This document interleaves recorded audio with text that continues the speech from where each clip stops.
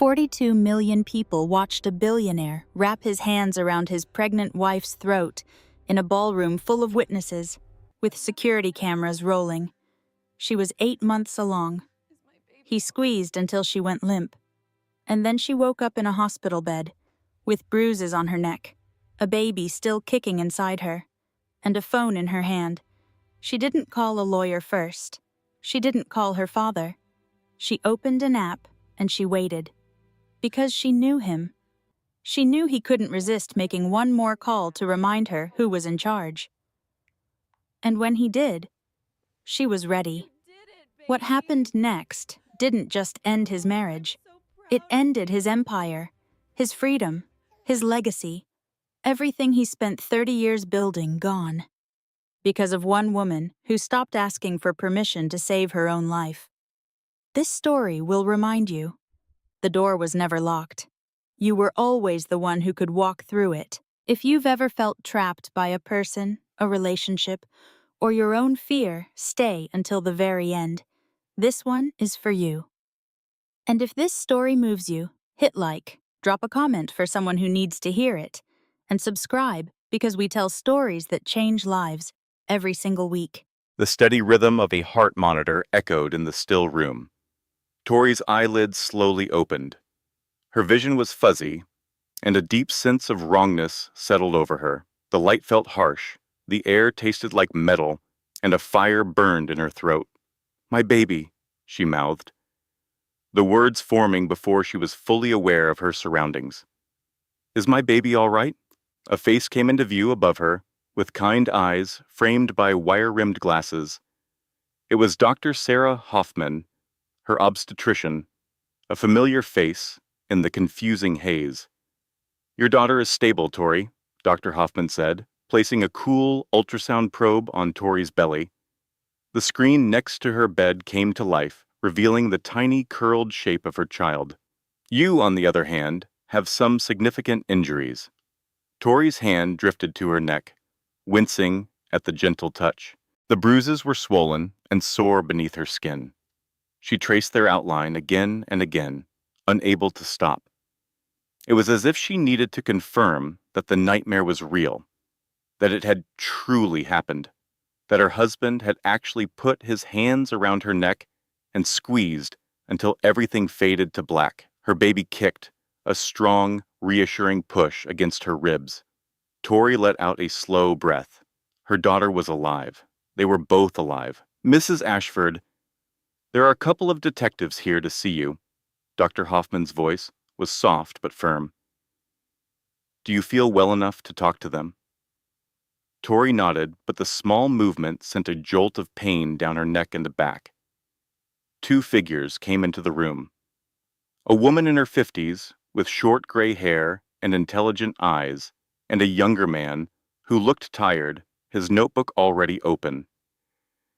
The woman moved a chair near the bed as the man placed a recorder on the nightstand. "Mrs. Ashford, I am Detective Martinez, and this is Detective Brooks.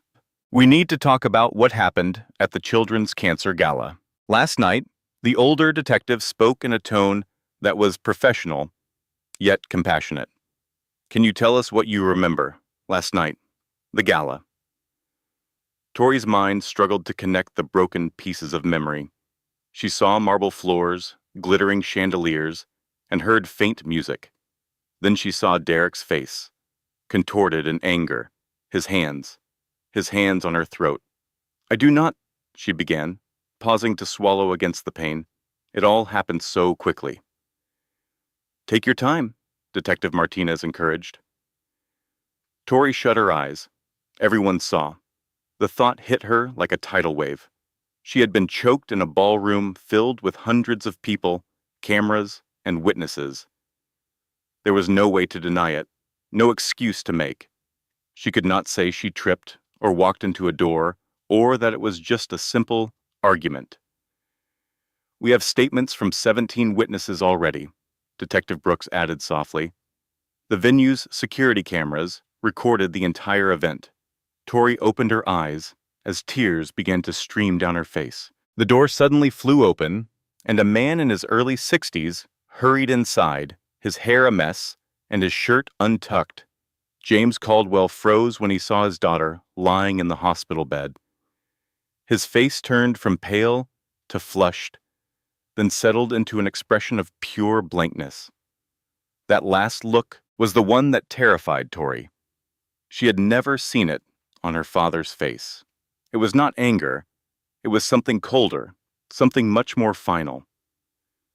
"Baby girl," he whispered, his voice cracking. Tori had not been called that in years, not since before she met Derek, before she became Mrs. Ashford and left her old self behind. "Daddy." Her own voice broke. He did it. In front of all those people. James walked to her bed and took her hand, being careful of the intravenous line. His touch was warm and strong, something real to hold on to. She gripped it as if it were a lifeline. "I am going to handle this," he said. The way he spoke was not a promise. It was a declaration of fact, as certain as the sun rising in the morning. The detectives shared a look and quietly packed up their things. "We will be back later," Detective Martinez said.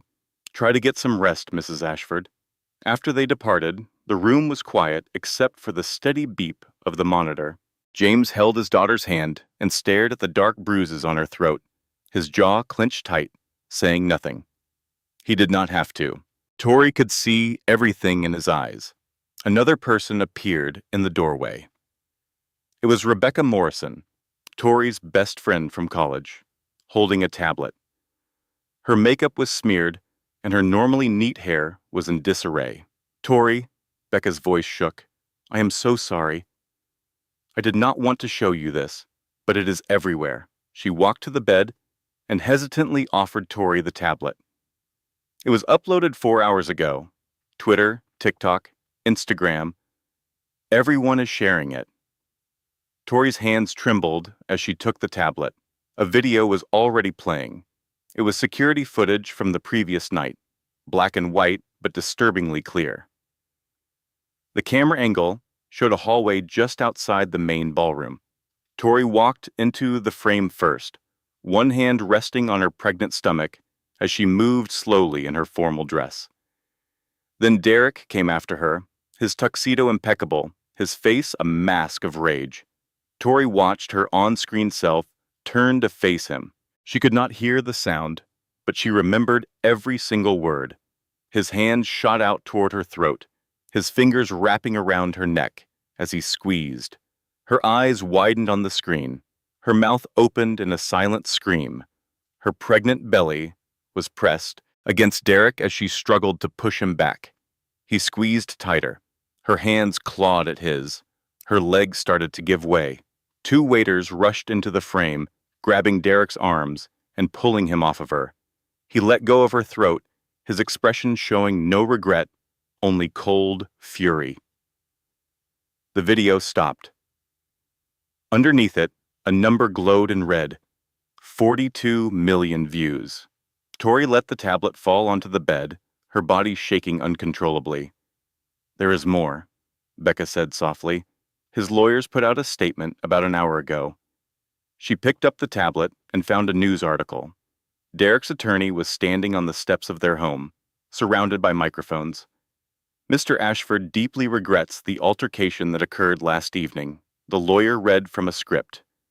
"His wife has been dealing with severe, pregnancy-related emotional issues for several months. Mr. Ashford is dedicated to getting his family the professional help they need." Tori felt her father's hand clench around hers. The video then showed Margaret Ashford, Derek's mother, dressed in a tasteful suit with pearl earrings, her face a perfect mask of sympathy. "Tori has been having a very hard time with this pregnancy," Margaret said, dabbing at her dry eyes with a handkerchief. "We have all been so worried about her mental health." They were already twisting the story, painting her as the villain, the crazy wife, the emotional pregnant woman, the problem. Tori's phone buzzed on the nightstand, showing a private number. She stared as it rang 4 times, then 5. James reached for it, but she grabbed it first and answered. "Come home, Victoria." Derek's voice was steady. and measured, the smooth tone he used to fool investors and board members. "We will put this behind us. I will tell them it was a simple misunderstanding, and we will move on." Her hand instinctively went to her throat, tracing the undeniable bruises. "No," she whispered. His voice grew sharp. "I am sorry. What did you say?" "I said no." Silence. Then a short, cold laugh crackled through the phone. "You do not get to say no to me, Victoria. I own you. I own that baby. Come home, or I promise you will lose everything." The line went dead. Tori slowly lowered the phone, looking at her father and best friend. Their faces showed the same mix of worry and simmering rage. "I am not going back," Tori said, her voice clear and strong. Something changed inside her when Derek said, "I own you." A piece of her broke, but something stronger grew in its place. "I am never going back."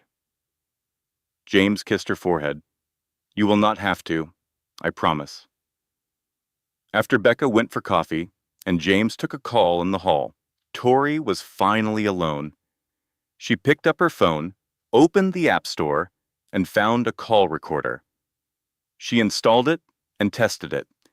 She did it without telling a soul, without asking anyone. She acted on her own, knowing Derek would call again. He always had to have the last word, to prove he was in charge. But next time, she would be prepared. Next time, his own words would be the trap. Tori placed the phone on the nightstand. She put her hands on her stomach as her daughter kicked. "We are going to be okay," she whispered. "I do not know how, but we will be." The heart monitor beeped steadily. Rain finally started to fall, tapping softly on the hospital window. Across town, in a penthouse worth more than most people make in 10 lifetimes, Derek Ashford poured a whiskey. He called his lawyers, certain his wife would come back begging. He had no idea what was about to happen. 6 hours before the ambulance, 6 hours before the video, 6 hours before 42 million people saw him try to kill her, Tori was choosing a dress. The Children's Cancer Gala was the city's biggest charity event. She had planned on going for months, back when she still cared. "Are you ready?" Derek called from the bedroom. "We will be late." Tori took out a navy blue maternity gown. The dress had long sleeves and a high neckline. It was safe, proper, and comfortable for a woman who was 8 months pregnant. Her back always hurt, her ankles were swollen, and she had not slept well in weeks. Derek showed up in the doorway, already in his perfect tuxedo. It was made by a tailor who charged more for one suit than most people pay in a year of rent. He stared at the dress, his jaw clenching. "That makes you look huge," he said. "Change." "Derek, I am 8 months pregnant. I am huge." His eyes narrowed, and the room felt colder. "Do not argue. Pick something else." Tori put the navy dress away, her hands trembling. She recognized this mood. The hard look in his eyes, the short, sharp words, the tight jaw. These were the signals she had learned to read over 3 years of marriage, a private language of his anger. She tried a black one, then a burgundy, then a gray. "For God's sake, Victoria," Derek said, walking into the closet. His cologne was expensive, and so strong it was suffocating. "It is not that hard. Just pick a dress." Tori flinched. She grabbed a champagne-colored gown and showed it to him. It was simple and elegant, perfect for pictures, without being too flashy. Derek studied it, then gave a sharp nod. "Better. Now hurry." He walked out. With trembling hands, Tori put on the dress. It took her 3 attempts to get the zipper up over her belly. In the mirror, a stranger stared back at her with hollow eyes and a forced smile. She did not know that person. She used to be a Victoria Caldwell, the woman who ran a charity for kids. She used to run marathons, 3 of them, and was training for a 4th. Then she met Derek. He was so charming, so magnetic. He made her feel like the center of the universe. She should have realized his charm was just a lure. The ride to the event was quiet. Derek was on his phone, while his driver handled the traffic, and Tori just watched the passing city lights. Through the tinted glass, she rested a hand on her stomach, feeling her daughter's strong, determined kick. "I am so sorry," she thought. "I am sorry I picked him for you." The car stopped at the hotel. Crowds of photographers swarmed the red carpet as camera flashes went off like a storm. As they got out, Derek grabbed her elbow. To the world, it looked like a sweet gesture from a loving husband. But only Tori felt his fingers digging into her arm, tight enough to bruise.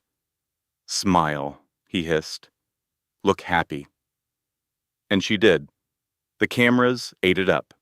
Mrs. Derek Ashford, pregnant and beautiful, the ideal billionaire's wife. The photos would be everywhere tomorrow, showing off their fairy tale life. No one ever took pictures of what happened when the doors were closed. Inside the ballroom, chandeliers lit up the room. Women wore gowns that cost as more than cars, and men drank champagne that cost more than a family's weekly food bill. Everyone important was there. In the city was at the event. Margaret Ashford, Derek's mother, emerged from the crowd.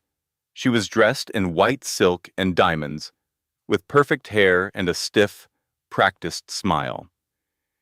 She leaned in to kiss Tori's cheeks, but her lips never made contact. "Darling, you look—" Margaret paused, her eyes scanning Tori from head to toe, noting every imperfection. "Glowing!" The word was an insult. What she really meant was, "You are fat, you are an embarrassment, you are not worthy of my son or this family." "Thank you, Margaret," Tori replied softly. She knew better than to say anything else.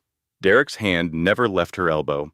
He guided her through the room, deciding who she spoke to and for how long. At that party, she was not a person. She was just an accessory for him to show off. But then, across the room, Tori saw a familiar face, and a real smile appeared for the first time all night. It was Marcus Webb, a reporter she used to work with. From back when she ran her charity, had her own career, and was still Victoria Caldwell. "Marcus," she waved instinctively. He came over with a warm smile.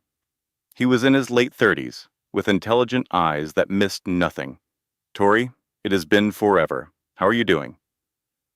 "I am good, really good." She felt Derek's grip tighten on her arm, but chose to ignore it. Just for a second, she wanted to feel like herself again. "How is the reporting business?" "Busy. I am on a story about corporate responsibility. It is interesting stuff." Marcus glanced at her belly. "When is the big day?" "6 weeks. It is a girl. Congratulations. Think you will go back to your non-profit work after she arrives?" Tori's face brightened. No one had asked about her plans in months. It was always about the baby, the marriage, or Derek. Someone was asking what she wanted. Maybe. "I have been thinking about it. There is so much to do for youth education, and I miss it. My wife is tired." Derek materialized beside her like a phantom, his smile stretched thin and tight. It was the smile he used when he was secretly enraged, but surrounded by people. He would say something like, "Pregnancy brain, you know how it is?" She does not really know what she is saying. "Actually, I was just explaining," Tori began. Derek's hand shifted from her elbow to her upper arm. His fingers pressed into the muscle, hard enough to guarantee a bruise, hard enough to make her gasp. But the sound was so soft that only the two of them heard it. "Excuse us, Marcus. It was nice to see you," he said, pulling Tori away. She stumbled for a moment, her balance completely thrown off by her growing belly. But Derek did not slow down. "I need to go to the restroom," Tori said, once they were out of earshot. "Fine, just do not take all night." She navigated through the crowd toward the hallway with the bathrooms. The noise of the party began to fade behind her as her heels clicked on the cold marble floors. The hallway was much quieter here, much cooler. She pushed open the heavy door to the ladies' room and locked herself inside a stall. Her hands were shaking uncontrollably again. She took long, deep breaths, trying to quiet her pounding heart.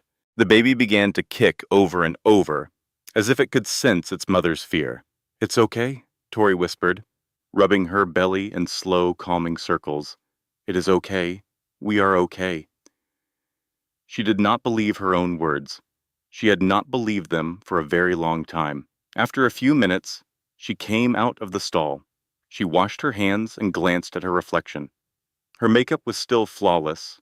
Her hair was perfectly in place. The bruise forming on her arm was safely hidden beneath the champagne-colored fabric. On the outside, she looked fine. She always looked fine.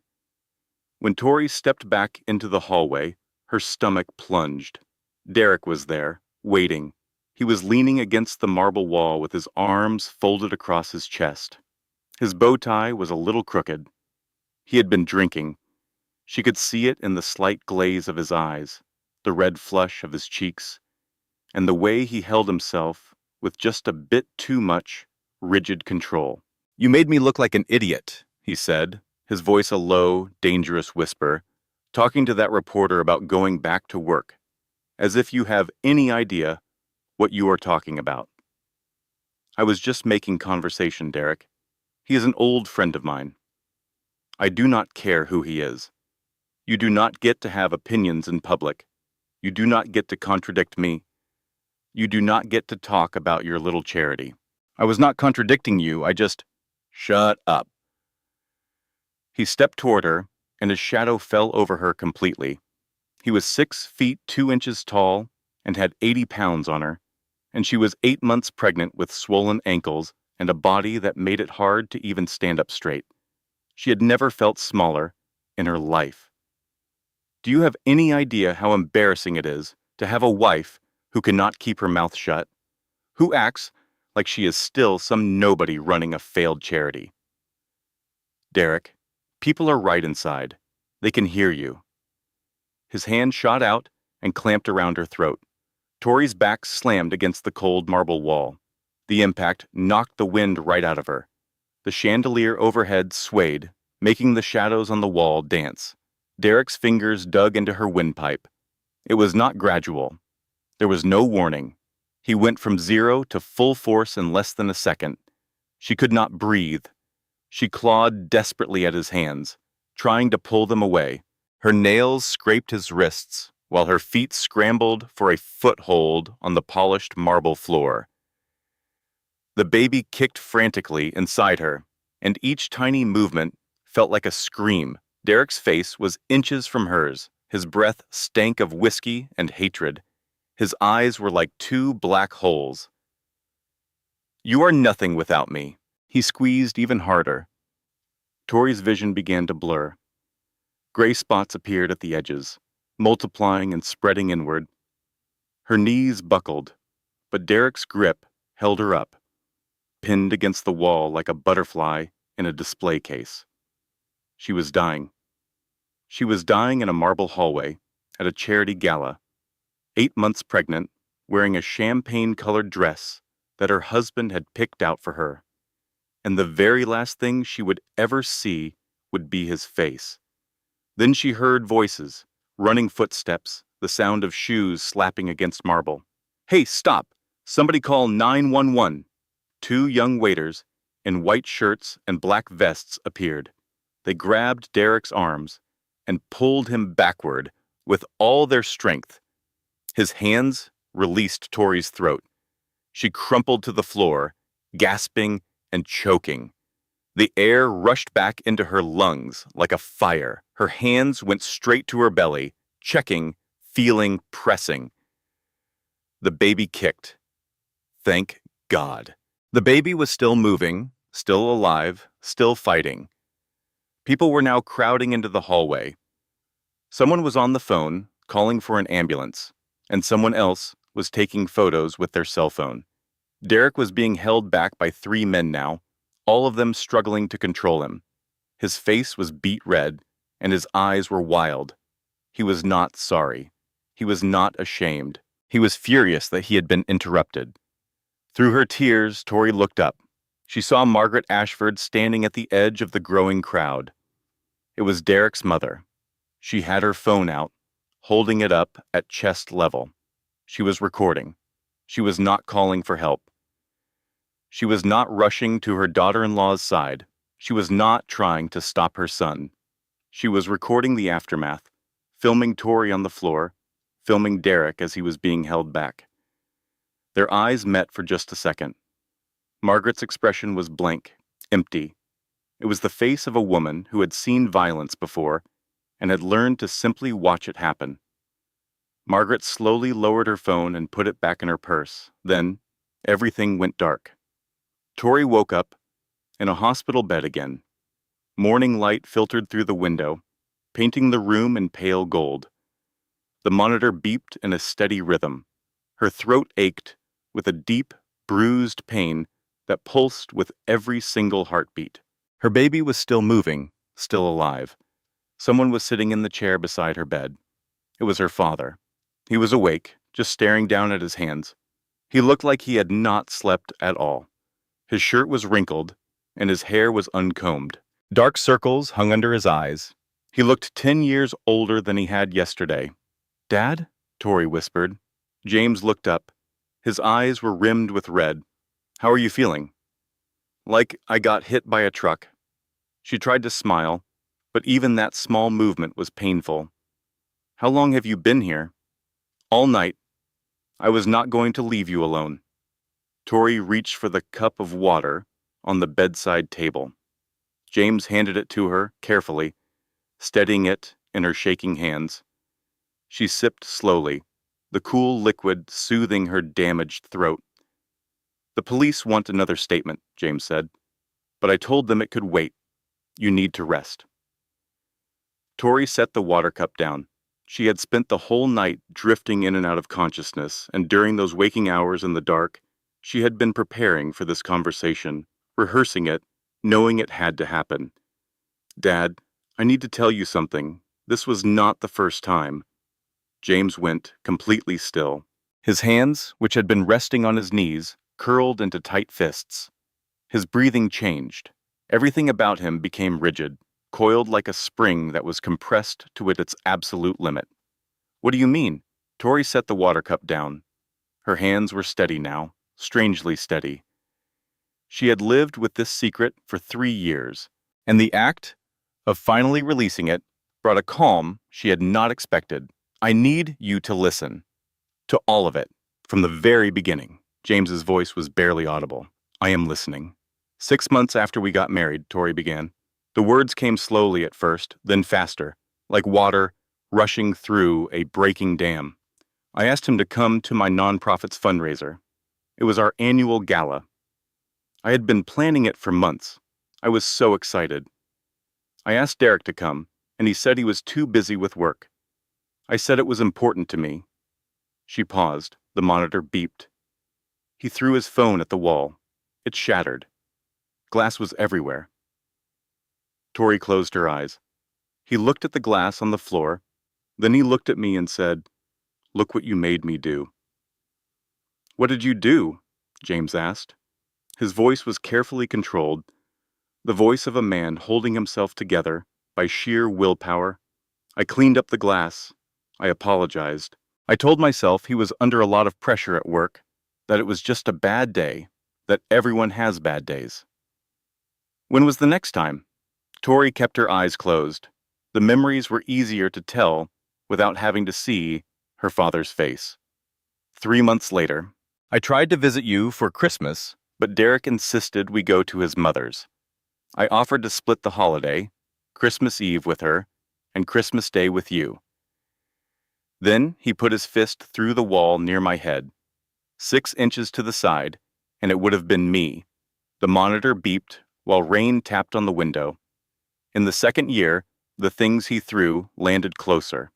A glass shattered by my feet. A plate hit the wall right where I was standing. He never hit me directly with them, but he got closer each time. He always said the same thing. "Look what you made me do." James asked if I ever told anyone. I told Becca. She told me to leave. I got angry and said she didn't get it.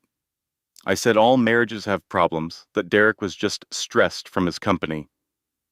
I just needed to be a better wife. Tori looked at her father. I didn't speak to Becca for 3 months after that. Derek was thrilled we weren't friends anymore. He claimed she was a bad influence, just jealous of what we had, the gift of them. He said she was trying to ruin our marriage. James shot up from his chair. He went to the window and looked out at the rain. His hands were tight fists, and his shoulders were shaking. "What happened in the third year?" he asked, his back still to her. We were arguing, and he twisted my wrist. He grabbed it and bent it back until I heard a pop. He claimed it was an accident, that he didn't know how hard he was squeezing. I wore a brace for 2 weeks. I told people I fell down the stairs. I told the doctor the same lie. Tori put a hand on her belly. "That was right when I found out I was pregnant. And you thought a baby would fix it," James said quietly. "I hoped it would calm him, give him a new focus besides work, and me and my mistakes." She gave a sad laugh. "I wasn't dumb, Dad. I knew how stupid I was being." "Does that make any sense?" "Yes," James whispered. "It makes perfect sense," Tori kept talking, the words now rushing out. "I justified everything, every broken object, every hole in the wall. Every time his grip was too tight or his words cut too deep. I had an excuse for it all, the stress from his job, the family pressure. It was my fault for not being good enough, or thin enough, or quiet enough. The pregnancy only made it worse. He despised that I was gaining weight, that I was always tired. He hated that I couldn't drink at his work dinners or wear the dresses he liked. He said I was letting myself go and embarrassing him. Did he ever hit you before last night? Not with his fist, but he would grab me, push me, squeeze my arms so hard they would bruise. I had to wear long sleeves and use makeup to hide it. Tori's voice became a whisper. Last month, he shoved me against the kitchen counter. I hit it so hard I couldn't breathe. I told Dr. Hoffman I tripped over our cat. We don't have a cat. James turned from the window. Tears streamed down his face, but his look wasn't one of sadness. It was something else, something cold and final. "I should have seen it," he said. "I should have known. I didn't want you to see. Derek cut me off from everyone so well. If I tried to make plans with you, he would create a conflict. A sudden business trip, a dinner party, his mother coming to town. There was always an excuse. When was the last time we had lunch? Just us." Tori had to think. The silence hung between them, filled by the rain and the medical machine. Before the wedding, 3 years ago. James shut his eyes. 3 years. His daughter was trapped in a nightmare for 3 years, and he never saw it. He was too focused on his own success, too lost in his own world to see the signs. The canceled plans, the long sleeves in the heat, the way she would flinch when Derek touched her. It was so subtle, you had to be looking for it. And he hadn't been looking. "I am going to make this right, baby girl. I swear." "But how? He is a billionaire, Dad. He has an army of lawyers and a public relations team." James sat down on the bed again. He took his daughter's hand. "And I have $800 million and 30 years of connections in this town. I know every investor, every board member, every person who matters in Derek's life." His voice was cold, the voice of a man who built an empire from nothing, who fought his way up from a small apartment. He came from a working-class area to the peak of the financial world. He was a man who knew power. "I am going to ruin him," James said. "I will take everything." Within 2 hours, James Caldwell's guest house was a command center. Papers were everywhere. 3 phones were charging on the counter. Cold coffee sat in forgotten mugs. Diane Sullivan was the first to arrive. She had been James's chief investment officer for 15 years. She was a woman who could calculate complex finances in her head and read a company report like a paperback novel. She carried a portfolio and looked like she had already been researching for hours. "I have Derek Ashford's financial records," Diane said, placing her tablet on the table. "All the public records, and some that are not so public." "How did you get the private files?" James asked. "I have my ways." Diane's smile was razor sharp. "Derek's net worth is around $2.3 billion.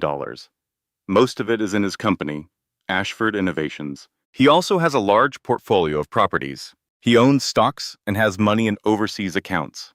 She flipped through several pages of data on her screen. "The interesting thing is, his company went public 3 years ago. That means he answers to shareholders and a board. If his stock value falls hard enough, he loses his own company." "What could make the stock drop?" Tori asked from her seat. She was determined to be a part of the plan, even though her father wanted her to rest. A scandal, losing investor trust, or criminal charges. "Any of those would do it," Diane said, looking at James. "There's something else. I have sources inside his company. There's a man, Gregory Whitman. He has been Derek's business manager for 10 years. My sources say he has wanted to quit for months. He knows all the secrets, James. Where the money is, where it's hidden. But he is terrified. Derek has people watching him." "Get a meeting with him," James said. "Keep it quiet, somewhere secure. He won't agree easily. Derek has his family under surveillance. His daughter was followed to school. Then we make him a better offer.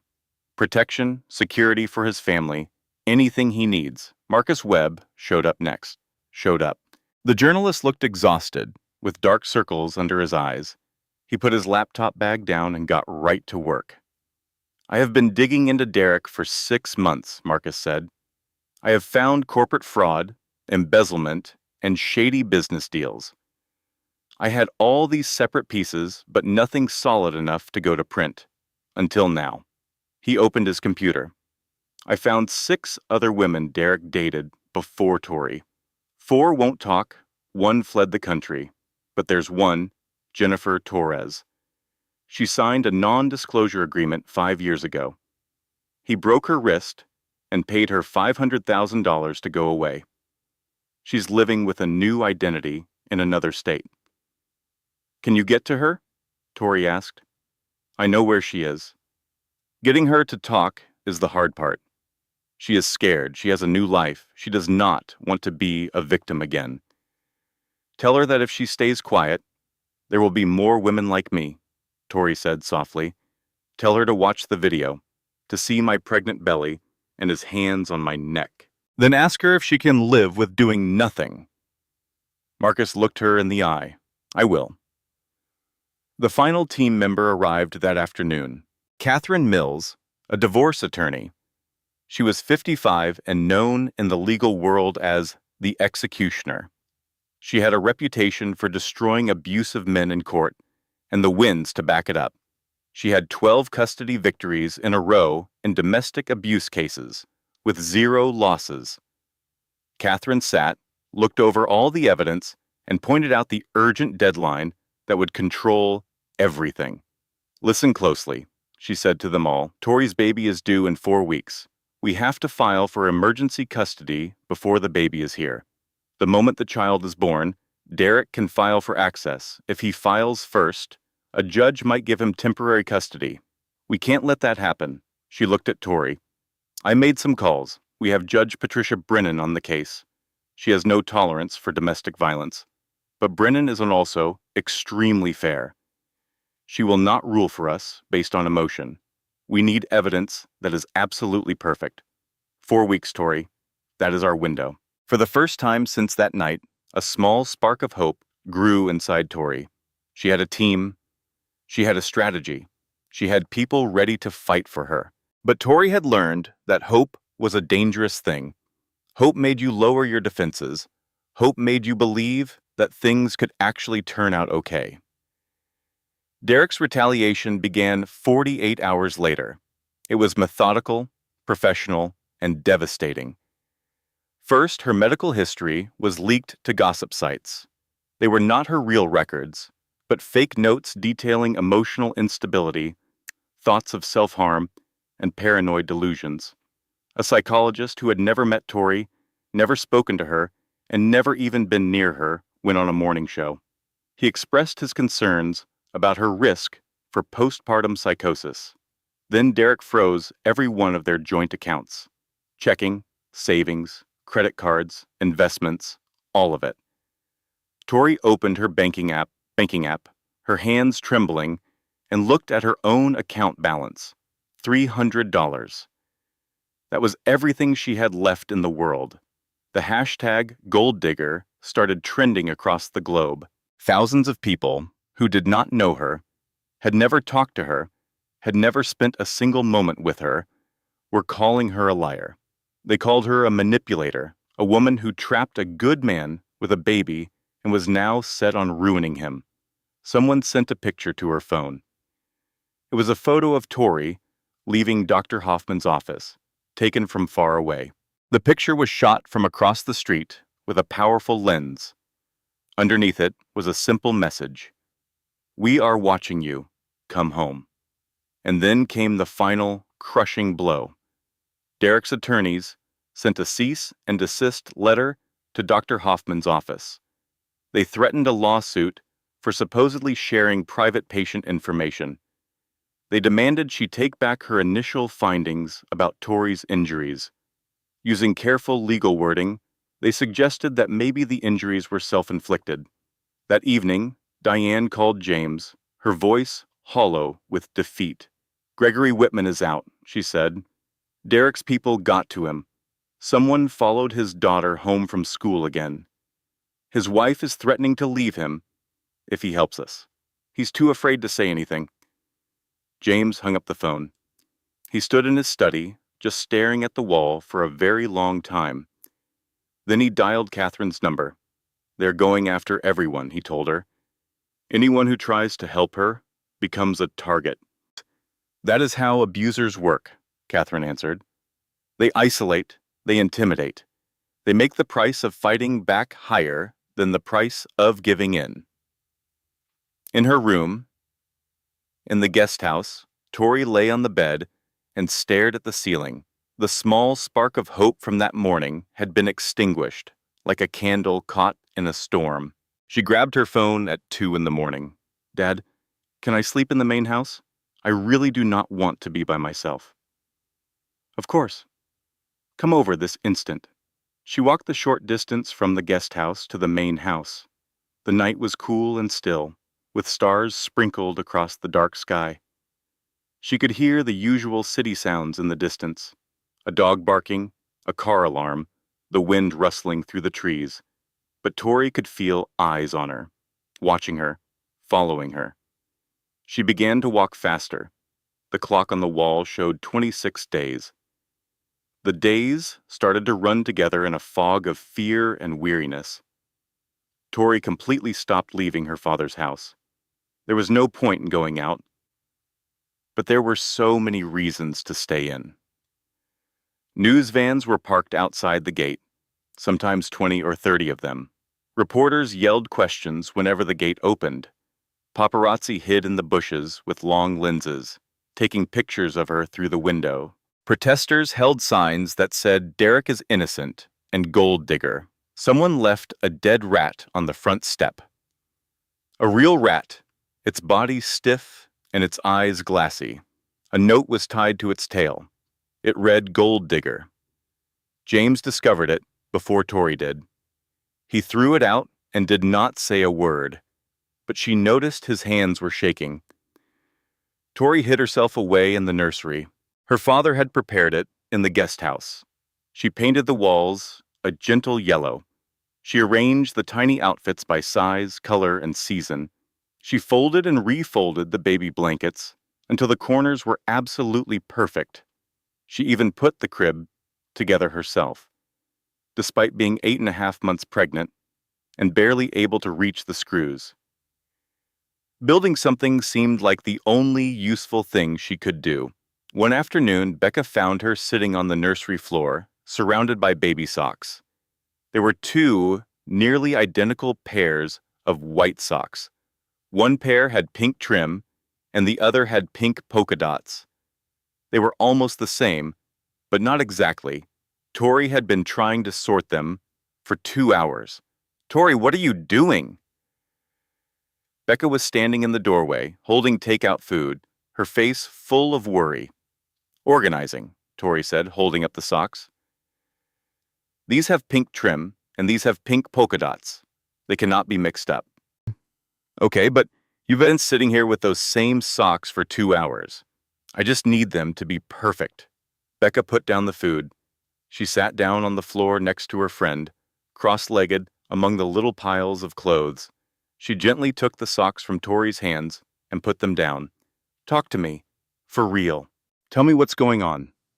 Tori's hands instantly went for another drawer to organize. Becca gently stopped her. "Tori, I am okay.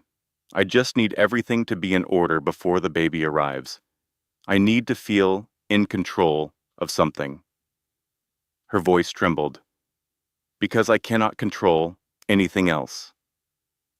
And then everything just spilled out. "The news is calling me unstable. Derek's lawyers are trying to take my baby away. His mother goes on television every day and says, I am a liar. Somebody left a dead rat on Dad's doorstep yesterday with a note, and I—" She covered her face with her hands. "I cannot stop organizing these stupid socks." She was sobbing now. Not the quiet, controlled tears she cried in the hospital, but real messy sobs, the kind that come from a place so deep inside, it feels like you are drowning. Becca wrapped her in a hug. "You are not fine, and that is all right. You do not have to be fine at this moment. I am supposed to be strong. For the baby, for my dad, for everyone helping me. Being strong does not mean you never fall apart. It means you fall apart, and then you stand back up." Becca held her even tighter. "Let yourself break down for a little while. I am here for you." Tori sobbed into her best friend's shoulder.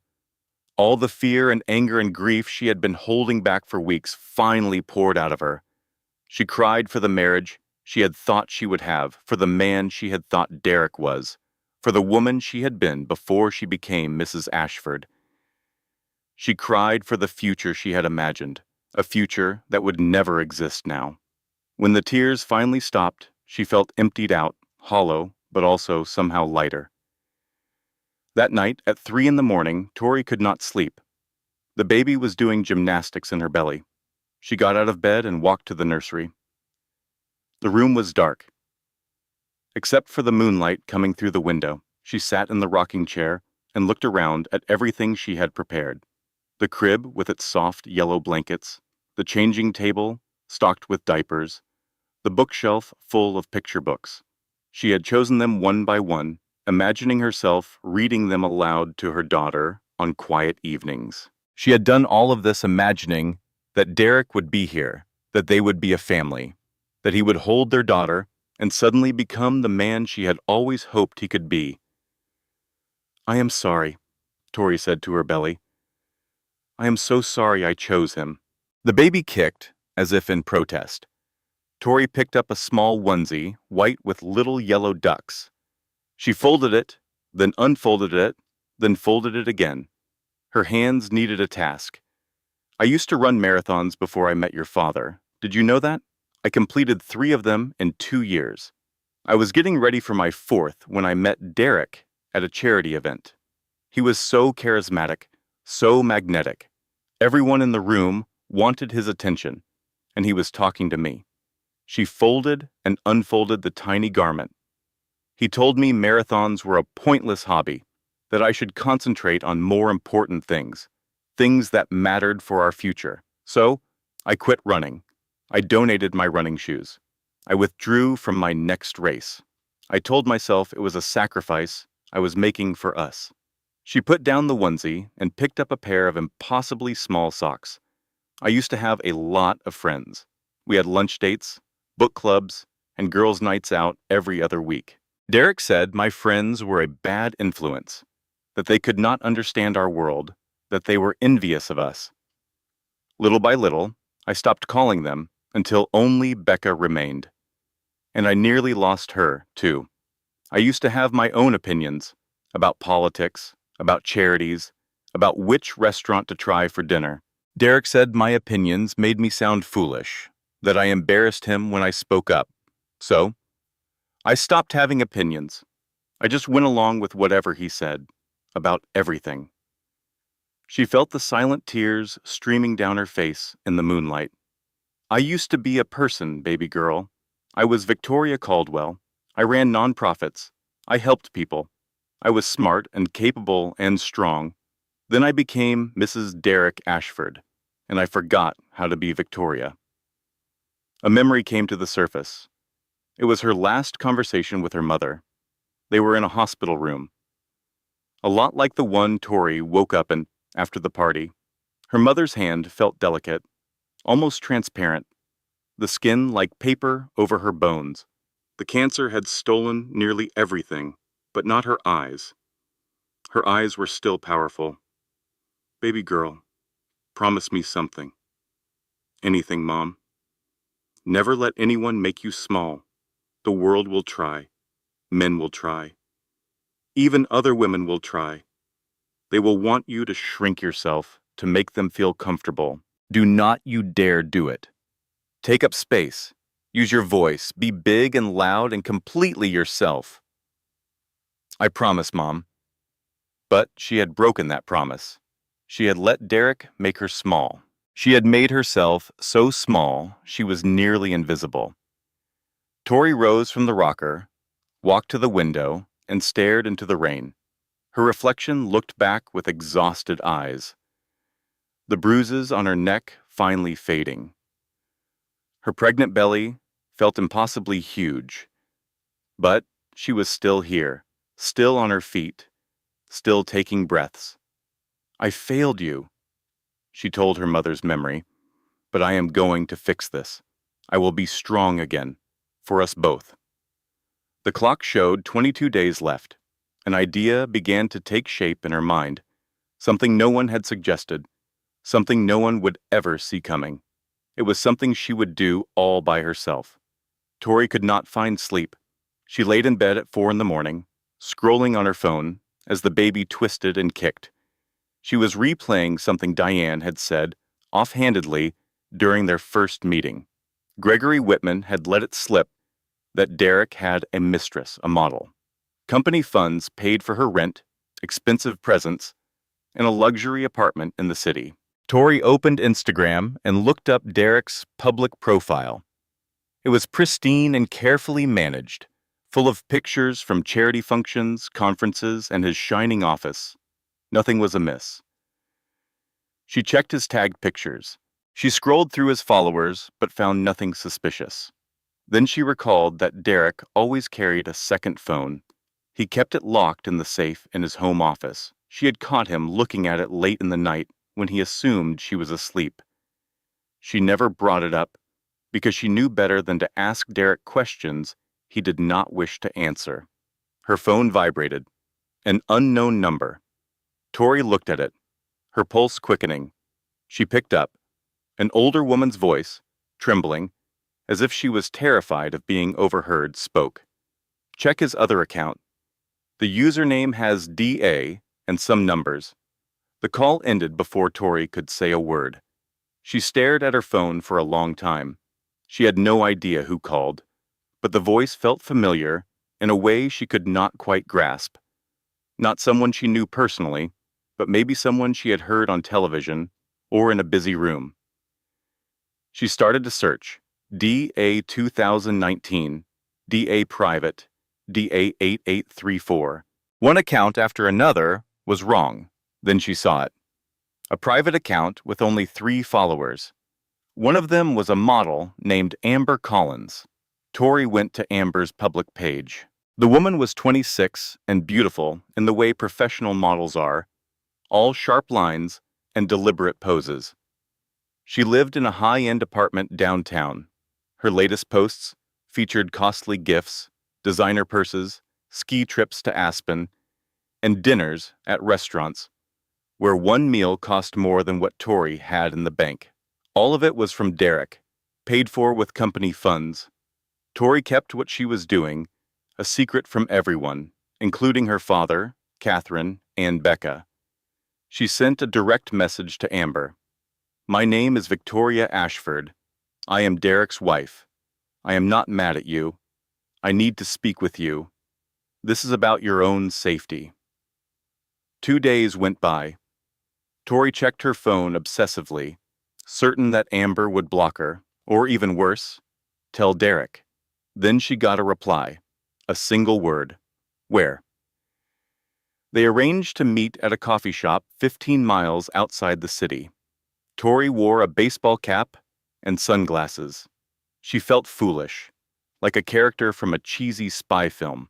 But she also experienced a feeling she had not known in years, a sense of control. She was taking charge, not just waiting for a hero. She was not depending on her father's wealth, Catherine's legal skills, or Marcus's reporting. She was finally acting on her own. Amber was already seated when Tori got there. She seemed smaller in real life than in her pictures, and thinner. Her makeup was flawless, but her eyes were guarded and defensive, the look of someone expecting a fight. "You are just some jealous wife trying to destroy his life," Amber said before Tori could even take a seat. Tori did not respond. She sat down, took out her phone, and played the video from the gala, placing it on the table between them. She offered no commentary, no explanation, just the recording. Amber watched as Derek's hands tightened around Tori's pregnant throat. She saw Tori struggle, saw her body go slack, and saw the waiters drag him away. She watched as Tori collapsed onto the marble floor. The video stopped. Amber sat frozen. "He did this to me," Tori said softly. "He will do it to you too. It is just a matter of when." "Has he started checking your phone? Has he told you which of your friends are a bad influence? Has he picked apart what you wear? Has he ever said, 'Look what you made me do'?" Amber's expression shifted. A flicker of something crossed her face, recognition, fear, and the dawn of understanding. She got up without a word and left the cafe. Tori remained alone for a while. She sipped her tea. She felt the baby kick. She worried that she had just made a huge mistake. She was wrong.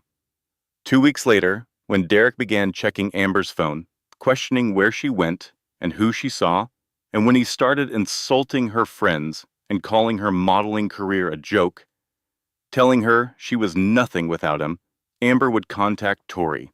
She would provide financial records detailing every dollar Derek had spent on her using company funds. She had receipts for the apartment, credit card bills for the presents, and wire transfers for the trips. It was the solid evidence that Gregory had been too afraid to share, but that was still 2 weeks in the future. Right now, the clock showed 20 days, and Tori had more fights ahead. While Tori was reaching out to Amber, James and Diane were working on Gregory. Diane scheduled another meeting at a diner 60 miles out of the city, a place where no one would know them. Gregory showed up, looking like he had not slept in weeks. "They threatened my daughters, James. Someone followed my oldest home from school again. A black car just parked there for 2 hours. My wife is hysterical. She wants us to move out of state. I will arrange security for your family," James offered. "A private security team, 24/7, for as long as it takes. I will cover the entire cost. You do not get it. Derek is not one for empty threats. He always follows through." "So do I," Diane said, sliding a folder across the table. "Gregory, listen to me very closely. The Securities and Exchange Commission is already investigating. They have been reviewing Ashford Innovations' quarterly reports for months. noticing financial inconsistencies. With or without your help, they will eventually discover the offshore accounts. When that happens, you will be considered an accomplice. You are the one who manages those accounts. You sign the wire transfers. Your name is all over those papers. The color drained from Gregory's face. You can choose to cooperate now, Diane went on, and negotiate for immunity. You can be on the right side of this before it all collapses. Or you can wait, and you can end up in prison right next to Derek. Gregory looked at the folder. His hands were shaking so much that the coffee in his cup trembled. 3 days later, he met James in a parking garage on the other side of town. He kept looking over his shoulder as he handed James a USB drive, $200 million in embezzled funds. Gregory laid it all out. Offshore accounts, wire transfer records, and emails where Derek talked openly about hiding money. The proof was all there. He paused, his eyes bloodshot. I have 2 daughters, he said. I can't look at them anymore, knowing I'm helping a monster. His hands were still trembling as he left. The countdown showed 18 days. Catherine Mills subpoenaed Dr. Hoffman for Tori's complete medical history. It was a standard court order. In response, Derek's lawyers sent the doctor a letter threatening to ruin her career if she complied. Dr. Hoffman talked to her own lawyer. The law was clear. A court subpoena overruled a private threat. She had to comply, but it would be costly. Derek's team would report her to the medical board and force her into hearings, costing her a fortune in legal fees. They would try to strip her of her license. That evening, Dr. Hoffman sat alone in her office, weighing the choice. She stared at the file on her desk. It held 3 years of documented injuries. There were photos she had taken with Tori's consent and notes about bruises that never matched the story she was told. She remembered how Tori would flinch at her touch, and how her pulse would race during checkups. It was not anxiety about the exam. It was the constant fear that comes from living with violence. She picked up her pen. Her hand shook slightly as she signed the release form. The next day, Tori's entire medical file was sent to the court. It was the real file, with every photo, every note, and every injury from the last 3 years. It included the bruising on her neck from the strangulation that nearly killed her. The countdown showed 15 days. Marcus Webb spent a week looking for Jennifer Torres. He found her in a small town, living under a new name. She was a second-grade teacher with a little house, a garden, and a dog. She had built a quiet life from the ruins Derek Ashford left behind. The first time Marcus knocked, she only opened the door a crack, keeping the chain on. I can't talk about it. I signed an NDA, he told her. That was $500,000 for your silence. Meanwhile, he's still hurting people. He strangled his pregnant wife on camera. I saw the video. Jennifer's voice was tired, the sound of someone who had spent 5 years trying to forget. Then help me stop him. I'll lose the money. He'll sue me. He'll send people after me. You have no idea what he is capable of. Marcus drove the 2 hours back to the city. He stayed up all night, thinking of Jennifer's frightened face in the doorway, how she hugged her arms to her chest to make herself smaller. He returned a week later. This time, he brought 8 by 10 glossy photos from the security footage. They showed Tori, visibly pregnant, with Derek's hands around her throat and a look of terror on her face. Jennifer opened the door wider. She looked at the pictures for a long time, her hands trembling. She is pregnant, she whispered. 8 months, he replied. He did the same thing to me, the choking. I thought he was going to kill me that night. He broke my wrist when I fought back. And then he told the hospital I fell off a horse. Who falls off a horse in Manhattan? Jennifer slowly sat on her porch steps as her golden retriever leaned against her. I will break the NDA. I do not care about the money, and I want you to use my real name. I am finished hiding from him. The countdown showed 12 days. In the city, Derek's legal team filed for prenatal custody, claiming Tori was an unfit mother to her unborn child. 3 psychiatrists, who had never met Tori, submitted reports diagnosing her with personality disorders. These reports were pure fiction, paid for by Derek. At the same time, Derek held a press conference.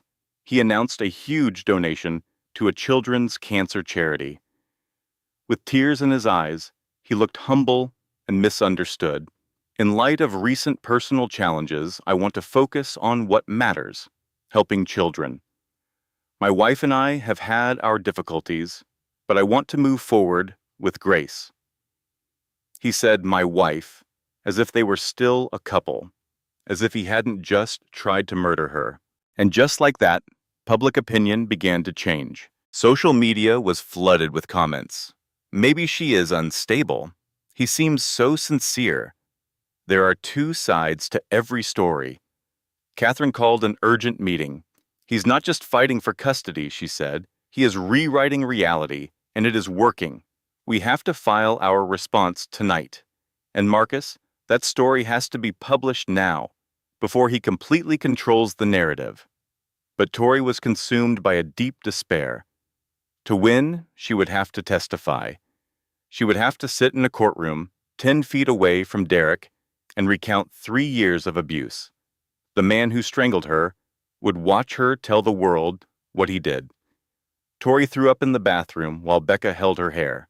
"I can't do this," Tori cried, her face against the cool floor tiles. "You can. You've survived worse than a courtroom." "Have I?" Later that night, long after everyone else was asleep, Tori did something completely unexpected. She opened a recording app on her phone and called Derek. Her hands were shaking so much she almost dropped the phone, but she made the call. Derek answered on the second ring. His voice changed the moment he heard hers. It was his charming investor voice, the one that tricked everyone. "Victoria, I am so glad you called.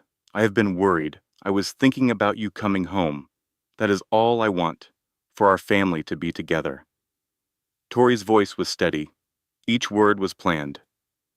She had gone over this conversation in her head 100 times. She knew exactly how to provoke him. She knew his biggest weakness was his ego. "First, I need to know. If I come back, what happens to the people who are helping me? My dad? My lawyer?" For just a second, Derek's friendly mask fell away. "Your father is going to regret this. I will ruin him. Catherine Mills will never work as a lawyer again. I have people digging into her finances right now. And that reporter, Marcus Webb, my team is already looking into his past. Everyone who crossed me will pay." "What about Gregory?" "He quit. Gregory is a dead man walking. He thinks he can hide, but I know where his daughters go to school. 3rd grade and 5th grade at Lincoln Elementary. I know their names and what time they get picked up." Tori's hands were shaking violently, but her voice remained perfectly calm. It was the performance of her life. "Okay, I understand. I just needed to know. So, you will come home?" "I will think about it." She ended the call, saved the recording, and sat in the dark, just breathing. Then, she sent the file to Catherine with a short message. "He threatened Gregory's children by name. He threatened my dad, you, and Marcus. It is all on this recording." Catherine called back within 60 seconds. "Where did you get this?" "I called him, and I recorded it." There was a long silence.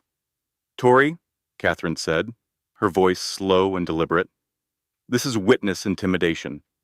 It is a criminal threat against minors, recorded in his own voice. He will not be able to explain this away in court." "Good," Tori said. She had done it herself. It was her own plan. She had used the one thing Derek never saw coming, her willingness to listen to his threats one last time. She had walked back into the fire and emerged with the very evidence that would burn him to the ground. The countdown showed 10 days. At 9 o'clock that Tuesday night, Marcus Webb's article was published on the website of a major national newspaper. The headline was stark: "The Real Derek Ashford: A History of Violence, Abuse, and Financial Crimes." The article was the result of a 6-month investigation, condensed into 12,000 powerful words. 4 of his ex-girlfriends were on the record, all telling the same story: the initial charm, the slow isolation, the complete control, and the escalating violence. Jennifer Torres was quoted throughout the piece. She described the night Derek broke her wrist, the sound it made, and the way he stood over her as she screamed. She talked about the drive to the hospital, where he held her hand and told the doctor she fell from a horse. She described the $500,000 check he wrote the next morning as casually as if he were paying for parking, and the non-disclosure agreement his lawyers made her sign. "I signed it because I was terrified," Jennifer said. "I signed it. He told me he would ruin my life if I refused, so I spent 5 years acting like nothing ever happened. But it did happen, and I know it happened to others after me. That is what I can no longer live with." 3 former employees recounted instances of workplace violence. A laptop was thrown at an intern's head during a presentation that failed to meet Derek's expectations. A female assistant was verbally harassed so severely that she quit without giving notice and later applied for disability benefits due to post-traumatic stress. There were violent outbursts behind closed doors that resulted in broken furniture and terrified staff. The financial proof from Gregory was undeniable. There were offshore accounts in the Cayman Islands and Switzerland, and wire transfers amounting to over $200 million. There were emails in which Derek openly discussed hiding funds from investors and misleading the Securities and Exchange Commission. The quarterly reports had been altered to hide the theft. The article featured still images from the Gala security video showing Derek's hands on Tori's throat, her pregnant belly in clear view, and her face twisted in fear moments before the waiters intervened. Gregory was quoted saying, "I worked for Derek Ashford for 10 years. I saw him turn into a monster. I saw him harm people and then buy their silence. I saw him steal from his own company, and I stayed quiet because I was scared. But I am not scared anymore.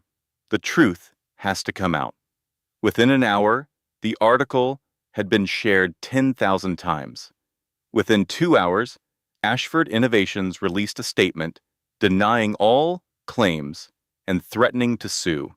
Within 3 hours, 2 more women had come forward with their own stories of his abuse.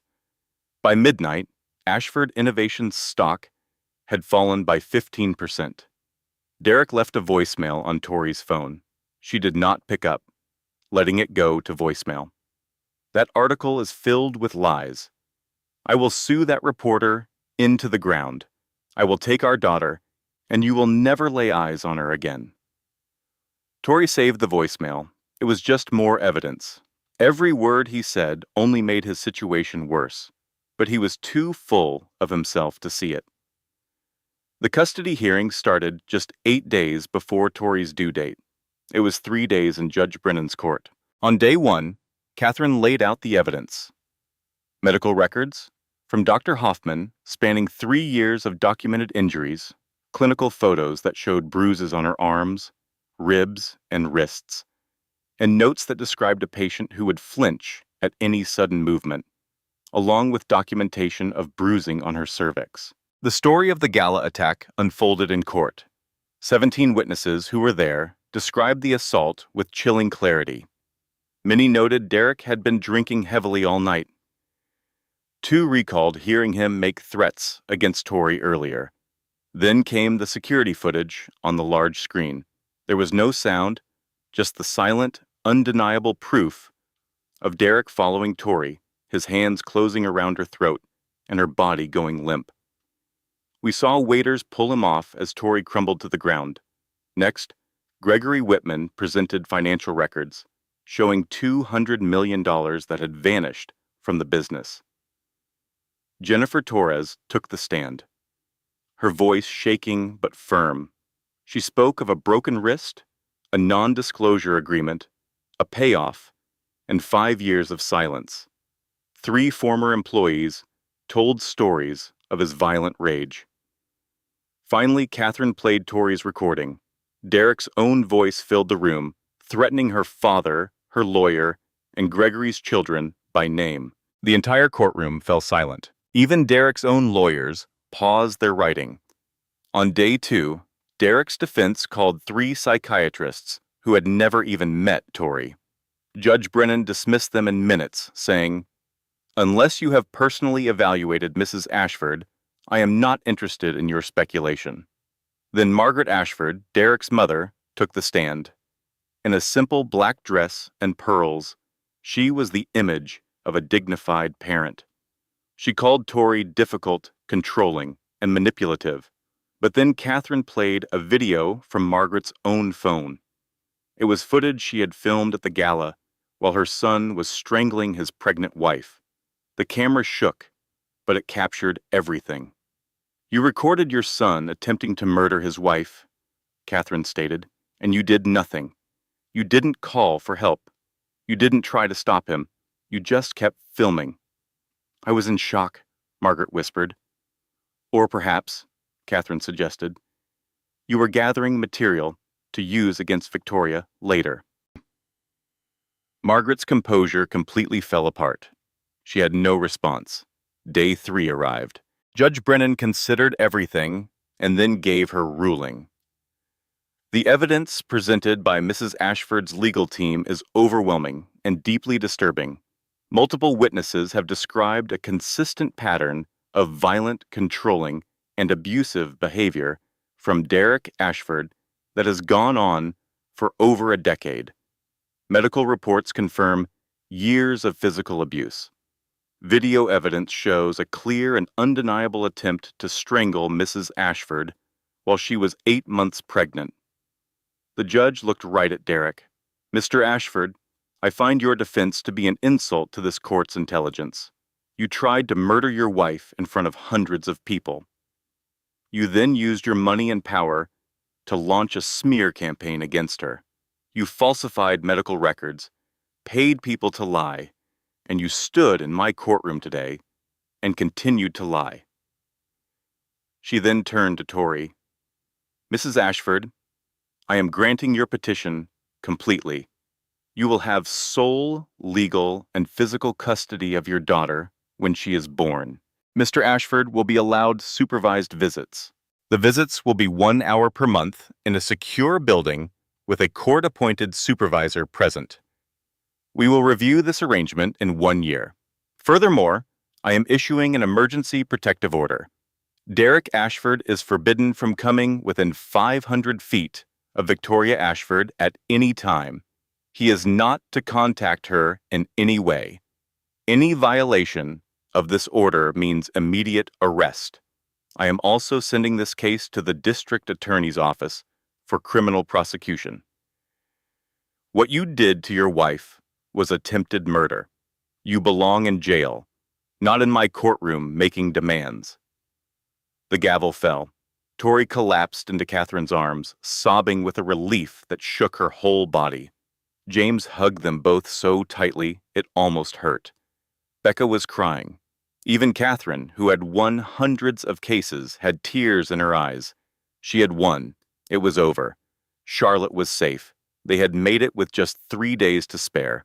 2 days after the hearing, at 3:17 in the morning, Tori woke to a contraction so strong it stole her breath. She timed them for 10 minutes, 5 minutes apart, then 4, then 3.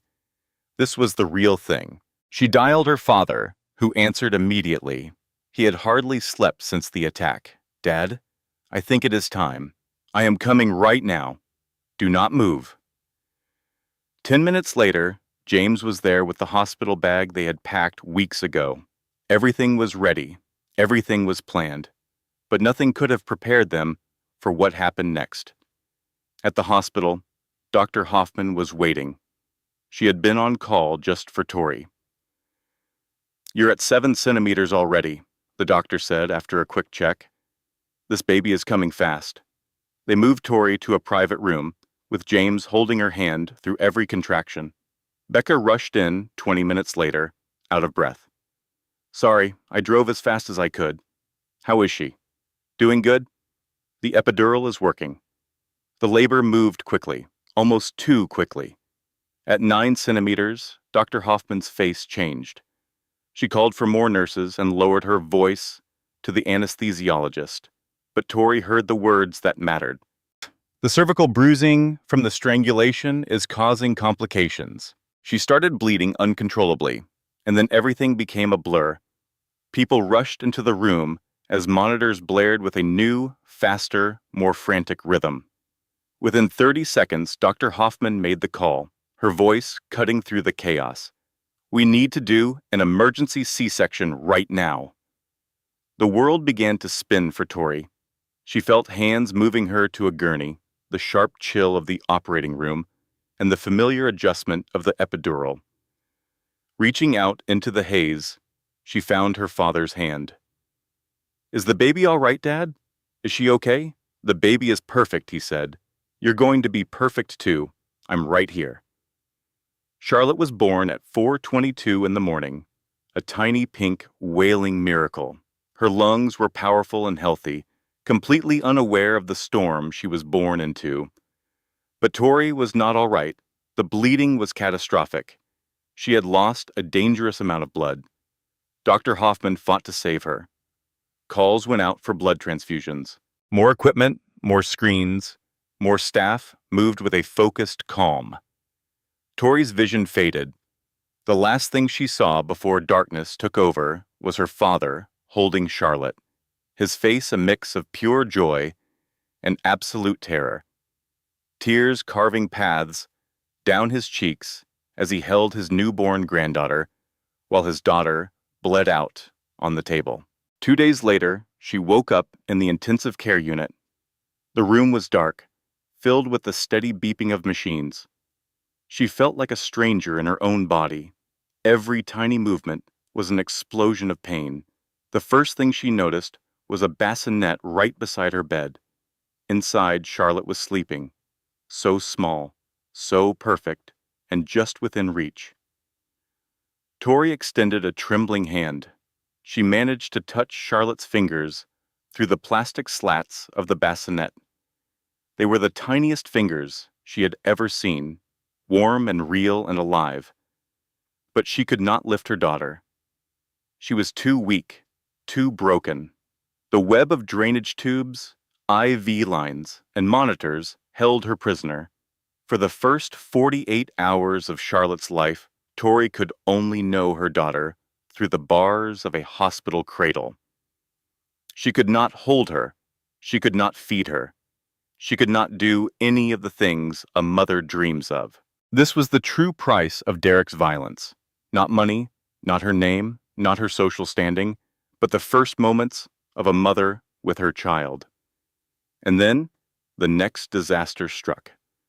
Catherine Mills stood at her bedside on the morning of the third day, her expression grim. Tori, there is something you need to know. What is it? Derek's lawyers have filed an emergency motion.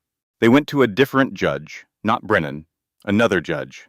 They are making the case that your medical emergency is proof you are physically unable to care for a newborn.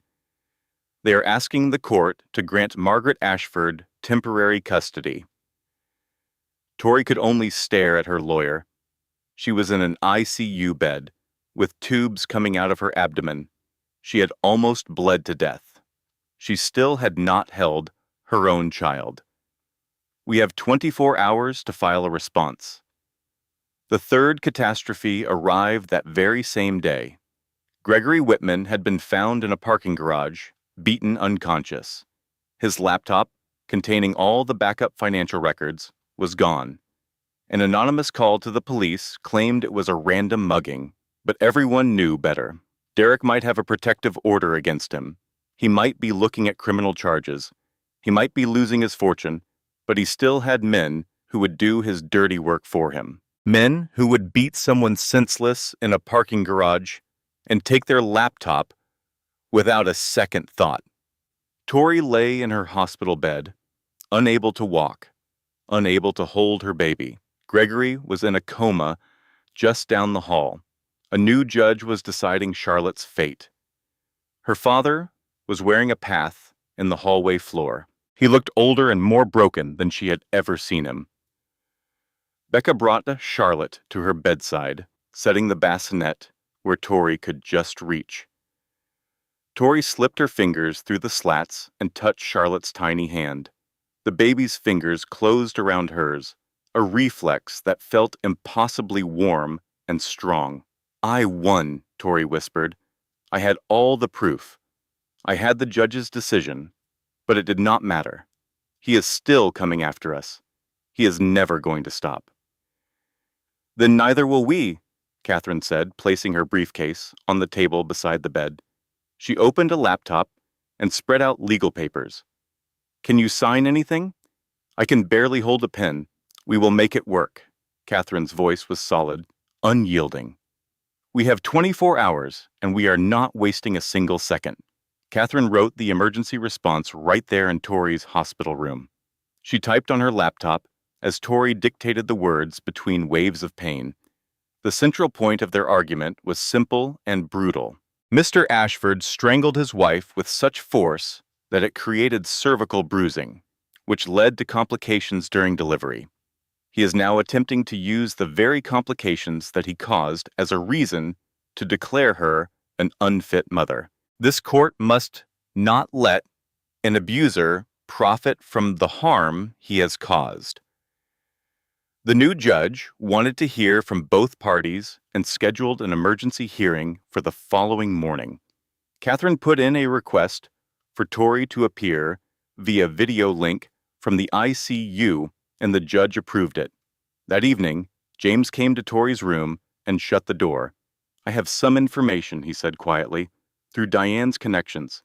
This new judge has financial links to one of Derek's investors, a personal stake in one of their funds.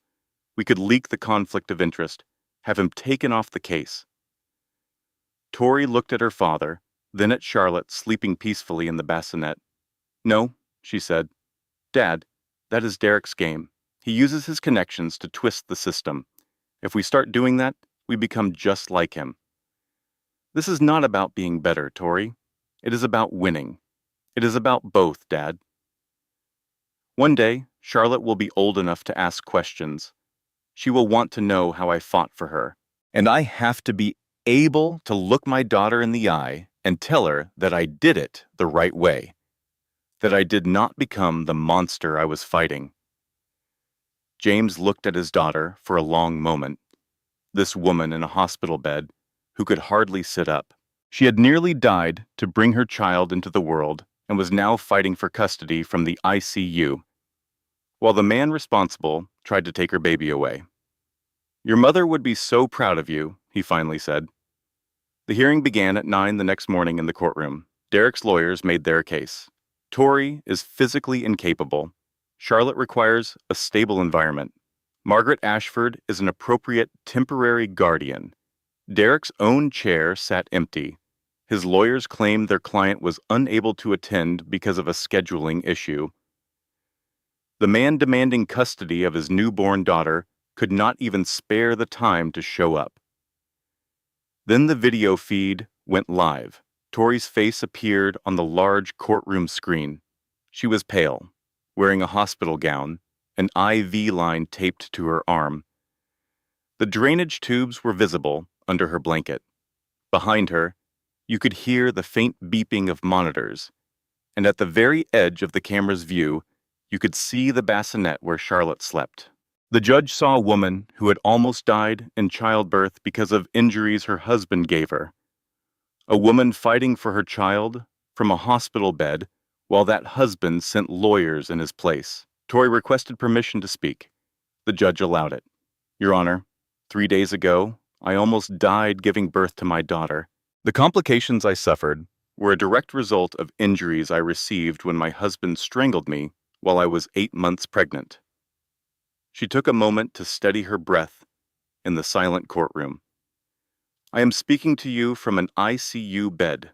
I still have not been able to hold my own daughter. I have not slept in 3 days. But I am here. I will always be here, because that is what a mother does. My husband is not here today. He sent his lawyers. He always sends someone else to handle the things he refuses to do himself. That is the fundamental difference between us. I show up, even when it hurts, even when I am scared, even when my body is broken and machines are beeping, and I cannot even stand up on my own 2 feet. I show up because my daughter needs me to show up, and I will never, ever stop showing up for her. The courtroom was completely still for what felt like an eternity. The judge looked at Derek's empty chair, then back at Tori on the screen. He saw the broken body and the unbreakable spirit. Motion denied. Full custody remains. With Victoria Ashford, 3 days after that, Gregory Whitman opened his eyes in a hospital room 2 floors beneath Tori's. The first thing he said to the police officer sitting by his bed was this.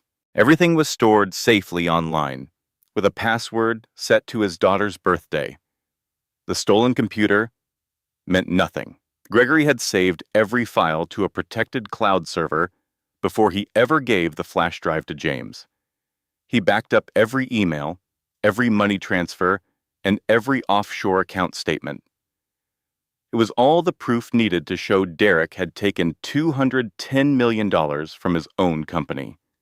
Derek's men had seized the physical device, but they completely missed the data. Now the government had all the information they needed. What came next was the complete dismantling of the empire Derek Ashford had built, and at the same time, the rebuilding of the life he had tried to tear down.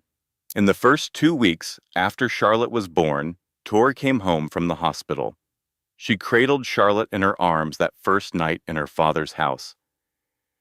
She just held her daughter for hours, not sleeping and not wanting to. She just wanted to feel the comforting weight of her baby on her chest, the warmth, the soft breathing, and the tiny pulse. Federal officers swarmed the Ashford Innovations main office. They confiscated computers and financial documents. They questioned the staff. They started putting together a case. It was a case that would require months to bring to trial, but only seconds to grasp. Derek Ashford was a common criminal. In the initial 2 months, his foreign bank accounts were locked. Subpoenas were issued for all his financial statements. The proof was undeniable. $210 million had been siphoned off over 5 years through fake quarterly reports and constant lies to investors and government agencies. Tori reached out about her former job at the nonprofit she managed before she got married. They offered her the position back on the very same day. She began working part-time since she had a newborn, was still healing from her operation, and was piecing her life back together from scratch. During the 3rd and 4th months, the board of directors held an urgent meeting. The initial vote to oust Derek was 7-5, which was not the supermajority they needed. Derek went to work on the 5 members who sided with him. He assured them the investigation would simply disappear. He swore the company's stock would bounce back. He insisted he was innocent. Diane Sullivan approached those same 5 board members. She met with each one in private and laid out their personal legal risks if they kept backing a chief executive officer who was under a federal investigation. She carefully spelled out how their own money could be taken, how their reputations would be ruined in the news, and how their own clients would abandon them. The second vote was 10-2. Derek Ashford was fired from his position as chief executive officer. It was the company his own father had founded, which he had grown into a billion-dollar business. Security guards walked him out of the building. The employees stood by in silence, watching the man who threw computers at interns and yelled at his assistants, leave for the very last time. Tori was promoted to director at her nonprofit. Her first salary was not large, but she used it to purchase a crib for Charlotte. It was a proper crib in her very own apartment bought with her own earnings. In the months that followed, everything Derek had was taken. The luxury apartment in Manhattan, the estate in the Hamptons, the ski lodge in Aspen, the private yacht, the collection of high-end cars, and the art portfolio valued at $30 million. It was all sold off to repay the money he had embezzled. His lenders pursued him for what he owed. His business associates sued him for breaking their agreements. Old employees brought legal actions for creating a toxic workplace and for unjust firing. The cost of his legal defense alone ate up any funds that had not already been taken. His own lawyers eventually quit his case. The reasons cited were unpaid invoices and fundamental disagreements. Derek had to rely on a court-appointed lawyer for his criminal defense. Tori put her name on a lease for a one-bedroom apartment. It was small and simple. The kitchen had just enough room for a single person. The bedroom closet was tiny compared to the huge walk-in she had once shared with Derek. The view from her window was just a brick wall, not a panoramic city view. But every single item of furniture in that place was something she picked out herself. The blue sofa, the yellow chairs in the kitchen, the bookcase filled with children's books for Charlotte, and the framed picture of her mother on her nightstand. It was all hers and only hers. Then, a woman named Amber Collins stepped forward. She phoned Tori first, explaining what happened. Derek had begun checking her phone records, just as Tori knew that he would. He started finding fault with her friends, her job, and how she looked. He began using the phrase, "See what you forced me to do?" Amber had the financial paperwork that traced every cent Derek spent on her using company funds. The apartment was leased under his company's name. The credit card bills showed expensive gifts bought with corporate money. The money transfers for vacations were all billed to the business. The government filed more charges for additional embezzlement and fraud. The legal case against Derek became stronger, broader, and more certain with every day that went by. Tori attended a support group for domestic violence survivors and spoke for the first time. There were 15 women sitting in a circle in a church basement. She shared her experience, not every detail, but the parts that were important. "I was fortunate," she explained. "My father had money and connections that most people don't. He used all he had to go up against my abuser. Not everyone can do that." "So, what are we supposed to do?" someone asked. "You rescue yourself," Tori answered. "I realize that sounds impossible. I know how worn out and terrified you are, but you start with one small action. You call an emergency number. You tell just one person what is really happening. You put away $1 in an account he does not know about. You take a single step in the direction of the door." She glanced around the circle of women and recognized a part of herself in each of them. "The door was never actually locked," she said softly. "I was the one keeping myself prisoner. I remained because I was scared. But it is better to be scared and free than to be scared and in a cage." Then she received a call she never anticipated. It was Margaret Ashford. It was late, and Charlotte was already in bed. Tori almost let it go unanswered. "Victoria, please, don't end the call. What is it you want?" "The anonymous tip, the one about Derek's other account, that was from me." There was a long pause. Tori slowly lowered herself into a chair. "I couldn't stand up to him in public," Margaret said, her voice trembling. "I was just too scared, but I could at least give you a clue." "Why didn't you do anything else?" "Because I was married to a man exactly like him for 30 years. Derek's father was violent with me for 3 decades. I thought it was normal. I just went along with it. I showed my son that hurting someone was how men showed their love, without ever having to say it. I am the one who taught him that. And by the time I understood what I had done, it was far too late." Margaret was sobbing now. I created a monster. I can see that clearly now. I am getting professional help, going to therapy and support groups. I am working to figure out how I turned into this person. That doesn't make up for what you did, Tori replied, recording me, calling me crazy on national television. No, nothing can make up for it.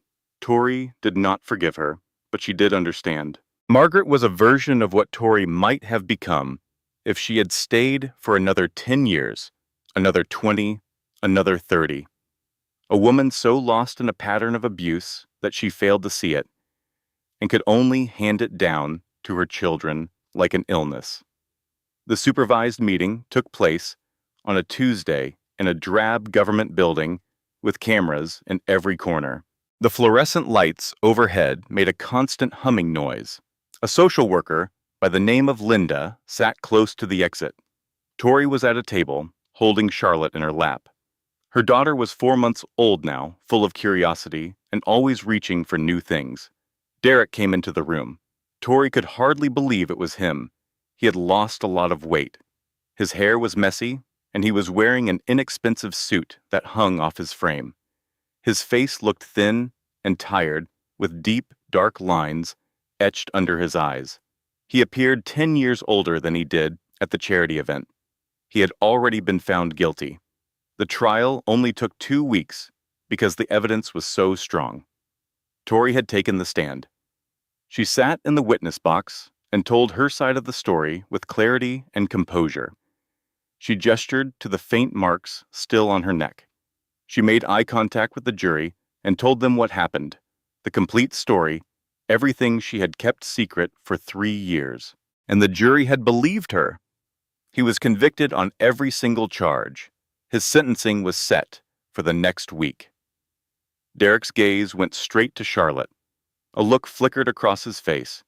Maybe it was sadness or shame, or simply the realization of all he had thrown away. "She's so beautiful," he said, his voice raspy. "Can I hold her?" "No. Victoria, I'm begging you. She's my child. I just want to hold her for a single minute. You tried to end her life. When your hands were on my neck, you were trying to kill us both. You don't have the right to hold her." Derek's jaw tightened. Tori knew that look well. It was the anger rising, the control breaking, but he was helpless here. The cameras were on, Linda was present, and security was just outside. He had no power at all. "I'm sorry," Derek said. "For all of it. I was dealing with so much stress from work, my family, all the expectations. I wasn't acting like myself." "Stop!" Tori's voice was sharp. "You don't get to do that." "Do what?" "Make up excuses. Blame your situation. Act like you're some other person. You are yourself, Derek. The man who threw objects at me, who twisted my arm, who cut me off from my friends and my family, who tried to choke me when I was carrying your child. That is the real you." "I was unwell. I needed professional help." "You are not unwell. You are abusive. There is a very big difference. People who are unwell want to recover. They accept what they've done. They try to change. You have not done any of those things. Even at this moment, in this room, you are still making excuses. You ruined my life." "No, you ruined your own life." Every single consequence you are facing now is a direct result of your own actions. Your father spent $800 million trying to ruin me. My father spent $800 million to protect me, to protect Charlotte, because that is what real love is. You have no idea what love is, Derek. You think it is about control, possession, ownership, but it is not. Love is about sacrifice. It is about protection. It means putting someone else's safety and happiness before your own. Tori adjusted Charlotte in her arms. Her daughter was reaching for a toy on the table, paying no attention to the man sitting opposite them. By the time you are released from prison, Charlotte will be a grown woman. She will know everything about who you are and what you did. Then she will get to decide if she wants any kind of relationship with you. That will be her choice, not mine, and not yours. Derek shot up from his chair, which scraped loudly against the floor. Linda moved forward, and security guards tensed. "I cannot do this," he muttered. He turned and walked out of the room, the door swinging shut behind him with a hollow sound. Tori stepped out of the building into the bright afternoon sun. Becca was waiting by the car. "How are you feeling?" Tori considered the question. She thought she would feel a sense of victory or satisfaction, but she felt none of that. Instead, she felt lighter. It was like a weight she had carried for so many years, a weight she had become so used to she had forgotten it was there, had finally been lifted. "I feel nothing," she said, and it felt exactly right. 1 week later, a text from Catherine came through. 25 years, attempted murder, embezzlement, witness intimidation, sentences to be served one after the other. It was truly over.